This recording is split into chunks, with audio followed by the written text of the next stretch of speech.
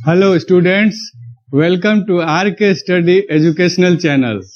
आज हम लोग क्लास 9th के ट्रायंगल चैप्टर का थ्योरम 7.1 जिसे ASA angle side angle congruent rule भी कहा जाता है को स्टडी करेंगे। इसमें दिया गया है two triangles are congruent if two angles and the included side of one triangle are equal to two angles and the included side of other triangles। तो इसमें जो गिवन स्टेटमेंट है उसको समझते हैं। Two triangles are congruent if two angles and the included side। तो two angles और included side क्या है इसे हम लोग देखते हैं। सपोज ये ट्रायंगल है और इस ट्रायंगल का ये एंगल और ये एंगल जिस बेस पर बना है वही इसका इंक्लूडेड साइड है। सपोज ये फिगर हम ना लेकर के ये फिगर लेते हैं और यहाँ पर ये एंगल लेते हैं तो इसका इंक्लूडेड साइड ये वाला साइड होगा।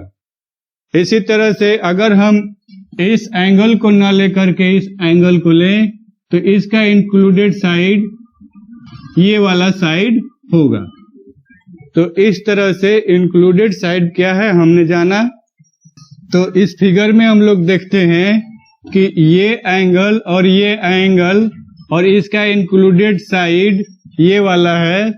जो दूसरे ट्रायंगल के दोनों एंगल्स और इंक्लूडेड साइड के इक्वल हो तो वे ट्रायंगल्स कंग्रुएंट होते हैं।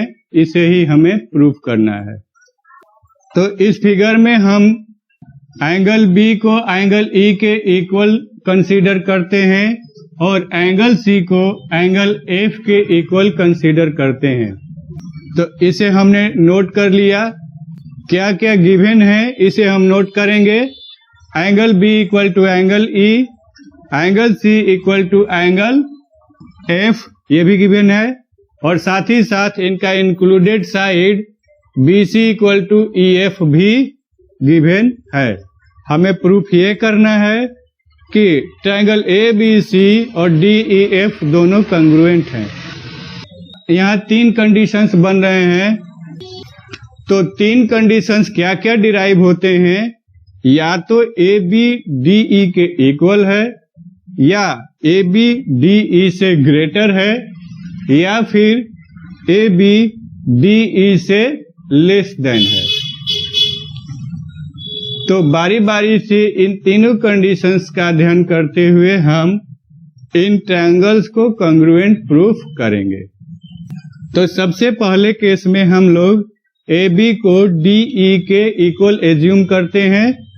तो हमने यहाँ पर लिखा है let AB equal to DE और angle B equal to angle E given है। साथ ही साथ angle side BC equal to side EF ये भी गिवन है।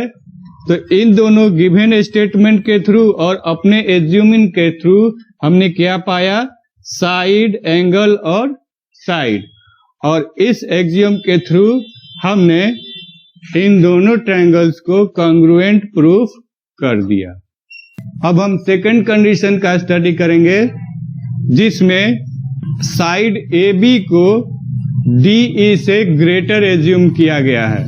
यहाँ हम लोग देख रहे हैं कि सेकेंड कंडीशन में AB is greater than DE है। तो इसमें कंस्ट्रक्शन भी करना पड़ेगा। सपोज DE के इक्वल हमने AB पर एक लाइन ड्रॉ किया जो P पॉइंट पर आ रहा है। तो हमने PB equal to DE draw कर लिया है और angle B equal to angle E given है। साथ ही साथ BC इक्वल टू EF भी गिवन है। तो हम इन दोनों टर्म्स को लिख लिए और इस तरह से हमने ट्रायंगल PBC और ट्रायंगल DEF को कॉन्ग्रुएंट प्रूफ कर लिया। ये दोनों ट्रायंगल्स कॉन्ग्रुएंट हैं, इसलिए हम लोग PCB और DFE एंगल को इक्वल प्रूफ कर सकते हैं थ्रू CPCT।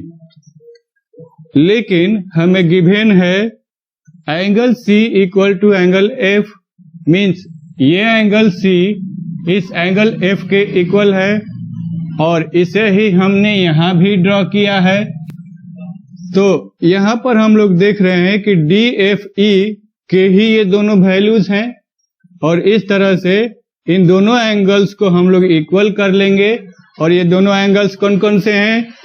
ACB और PCB, ये दोनों एंगल्स इक्वल हो गए। तो ये दोनों एंगल्स इक्वल कब होंगे? जब पॉइंट P पॉइंट A पर लाई करेगा या फिर साइड PC साइड AC पर लाई करेगा। तो इस तरह से हम लोग कह सकते हैं कि पॉइंट P पॉइंट A पर कोइंसाइड कर रहा है, तो इसे हमने लिख दिया है पॉइंट P कोइंसाइड और point A। So BA equal to DE और बाकी कंडीशंस वही है। एंगल ये दोनों में इक्वल है और ये साइड दोनों में इक्वल है। और लास्ट में हमने क्या प्रूफ कर दिया? AB equal to DE। So triangle ABC congruent to triangle DEF। Finally हमने SAS एक्सियम के थ्रू फाइंड कर लिया। अभी हम लोग तीसरे कंडीशंस का भी स्टडी करेंगे। केस 3 का स्टडी करते हैं, जिसमें AB is less than DE का कंडीशन दिया गया है। DE के इक्वल हम इस AB को एक्सटेंड करेंगे जो P पॉइंट तक आता है और इस P पॉइंट को C से ज्वाइन कर देंगे। तो PB equal to DE by the construction हमें मिल जाता है और angle B equal to angle E और साथ ही साथ BC इक्वल टू EF भी हमें ऑलरेडी गिवन है। तो इस तरह से हम ट्रायंगल PBC और ट्रायंगल DEF को कॉन्ग्रुएंट प्रूफ कर सकते हैं बाय SAS एक्सियम। और जब ये कॉन्ग्रुएंट प्रूफ हो गया तो हम लिख सकते हैं कि angle PCB equal to angle DFE। तो इसे हमने बाय CPCT लिख लिया और हमें गिवन क्या है? Angle C equal to angle F, means ACB equal to DFE, ये हमें गिवन है। तो हम यहाँ देख रहे हैं कि एंगल DFE के ही ये दोनों वैल्यूज हैं, तो इन्हें इक्वेट कर देंगे और हमें PCB इक्वल टू ACB मिल जाएगा।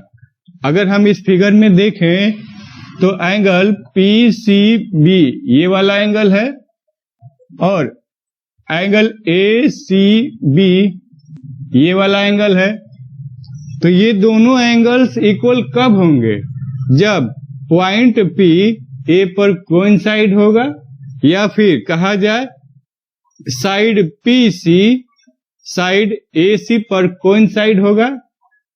तो इस तरह से जब ये कोइंसाइड होगा तो हमारा साइड AB DE के इक्वल हो जाएगा और बाकी ये दोनों कंडीशंस ऐसे ही रहेंगे। Means angle B equal to angle E और side BC equal to side EF और तब हम ट्रायंगल ABC को ट्रायंगल DEF के कॉन्ग्रुएंट प्रूफ कर सकते हैं। तो इस तरह से हमने थ्योरम 7.1 के तीनों कंडीशन का स्टडी कर लिया। मुझे उम्मीद है कि आप सभी को ये थ्योरम अच्छी तरह से समझ में आ गया होगा। नेक्स्ट वीडियो में हम लोग इसके एक्सरसाइज को करेंगे। अगर आप हमारे इस एजुकेशनल चैनल पर नए हैं तो आप इस चैनल को सब्सक्राइब जरूर करें, साथ ही साथ बेल आइकन भी दबाएं ताकि आपको मेरे नए वीडियोस की अपडेट्स मिलते रहें और आप उनको वॉच कर सकें। Thank you for watching the video.